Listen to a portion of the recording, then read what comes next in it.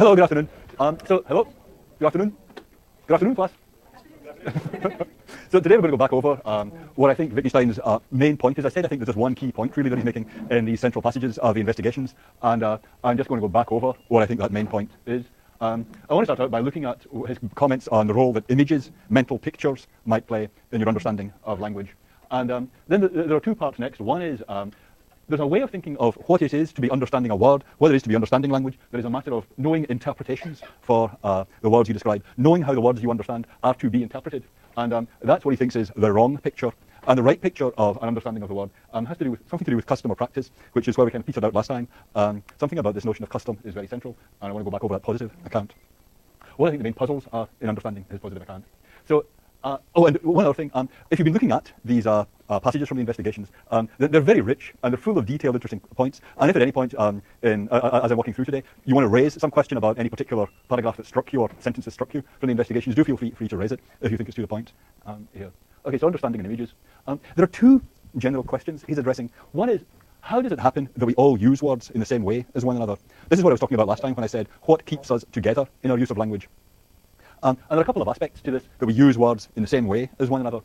One is, we apply the same words to the same objects. I mean, sometimes there are cases where we might violently disagree. You might say, this is perfectly fair. I say, no, that's not what I call fair. Or you say, this is a democracy. I say, well, I never thought of that as what a democracy would involve. But these cases where we disagree over how we're going to apply a word, they really seem to depend in the vast majority of cases where we agree on what colour words to apply, where we all agree that this is a blackboard, that this is a screen, that these simple basic uses of words, we all agree on, we apply just the same words to just the same objects. And the second aspect of it is we draw just the same conclusions from a particular word's applying to an object.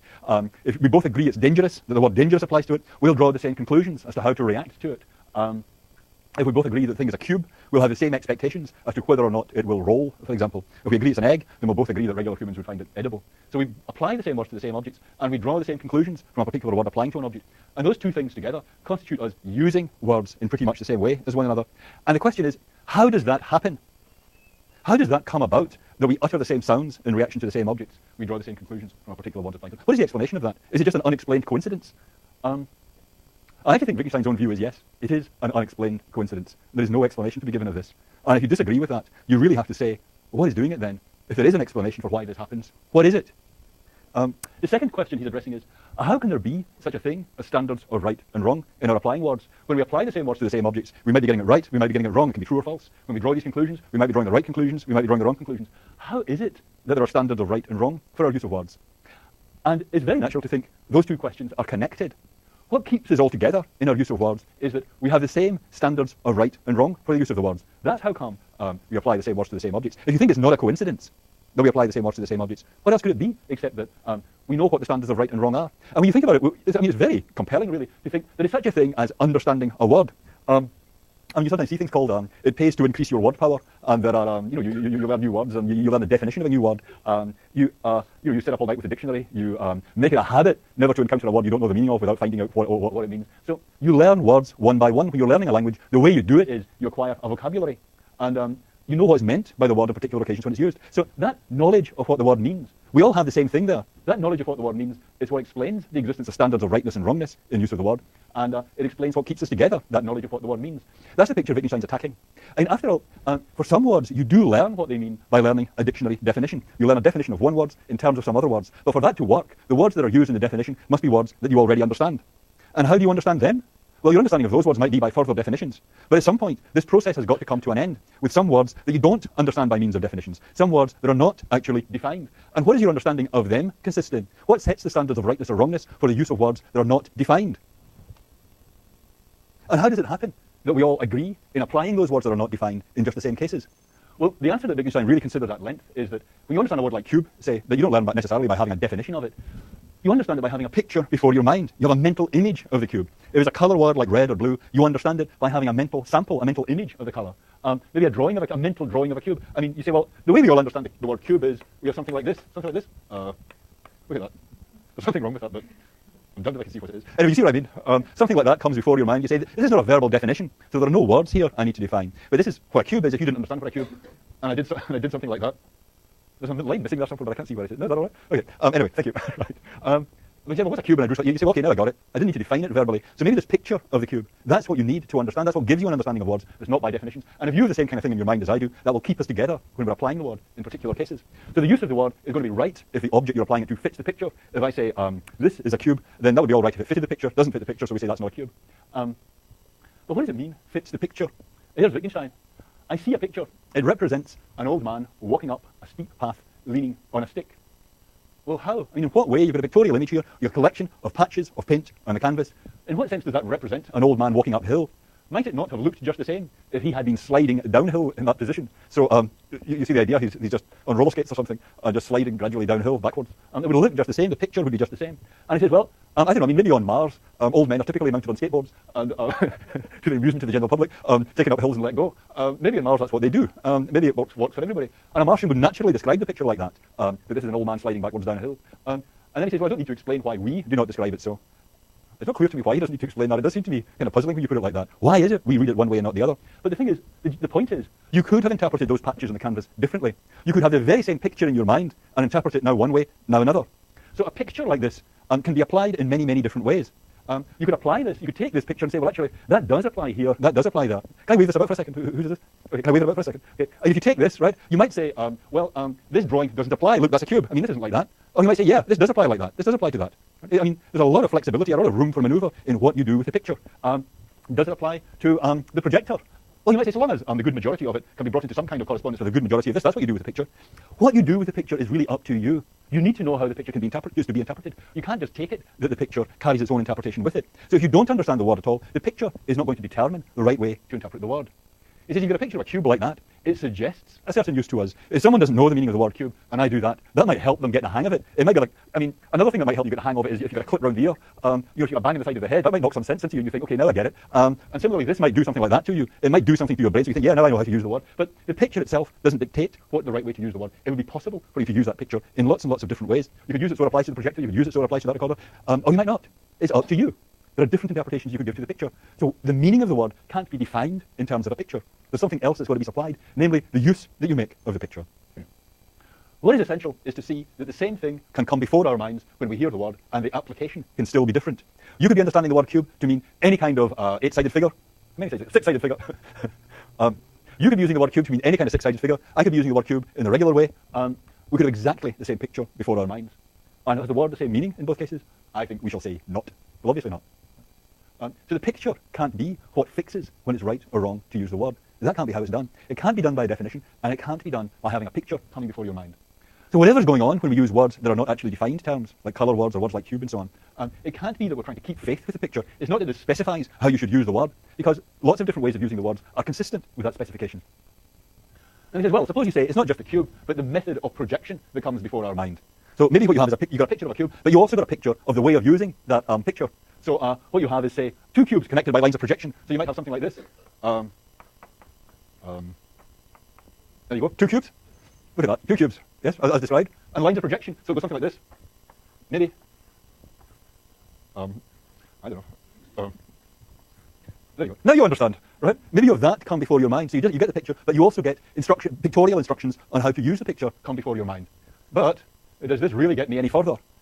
Can't I now imagine different applications of that scheme too? And in fact, you get just the same problem as before. You have that picture come before your mind, I have that picture come before my mind. We might completely disagree in which objects the word cube applies to, even though we have just the same picture in front of our minds. The picture can't itself specify how we're to use the term, so it can't set standards of right and wrong, and it can't be what makes it the case that you and I agree on applying the word here and there.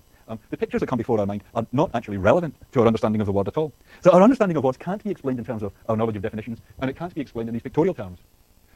Wittgenstein's conclusion is, forget all this stuff. Forget all this stuff. None of that is even relevant to language use. All that there is the use. The fundamental thing is the use. Nothing explains that we all use the word in the same way. And the puzzle is, how can there be such a thing as getting it right or wrong when you use the word? And there's no definition, no picture. We just do use the word. So what defines right and wrong here in your use of words? We've removed anything that could be defining right or wrong in your use of words. And if you ask, how come you and I agree in whether we apply the word cube or the word white or whatever to the same objects? We don't have anything in our minds that is explaining why we use the words in the same way. So how is it happening? What could there be there? There doesn't seem to be anything that could be explaining it. So that's this point about images. Are we happy with that? Are we happy both that I've explained Wittgenstein's point correctly and that this is a forcible point?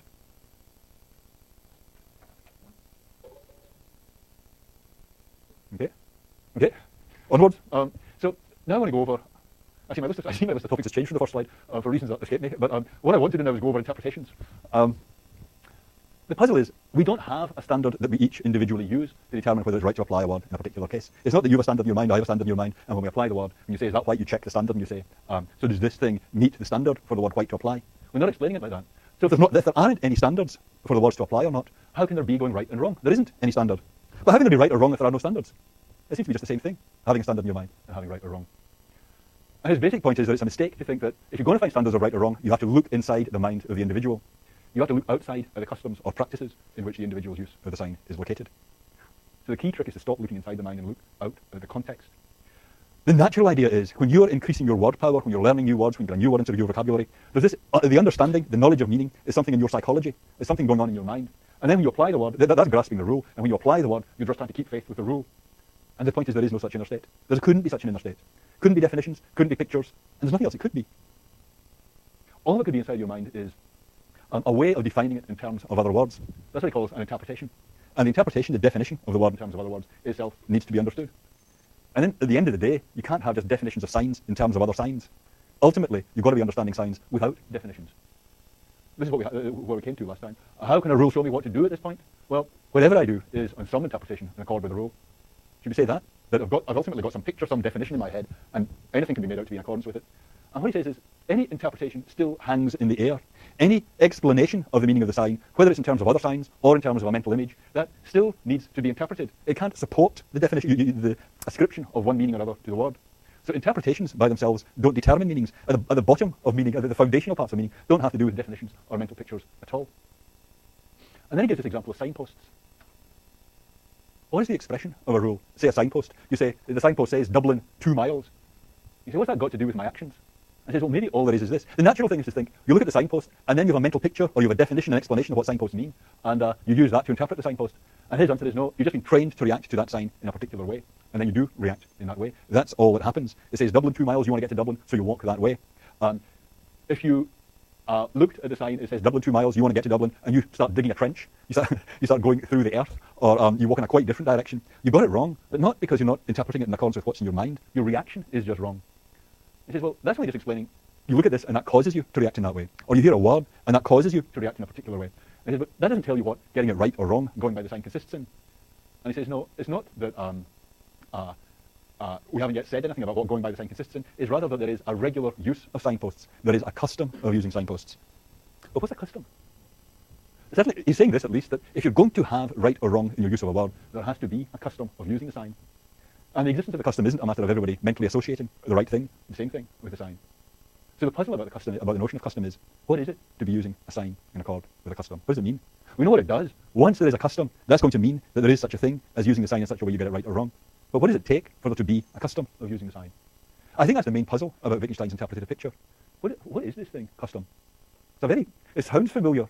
But what is required? We know what's not required. This mental association is something in your head. But what is required that is not that?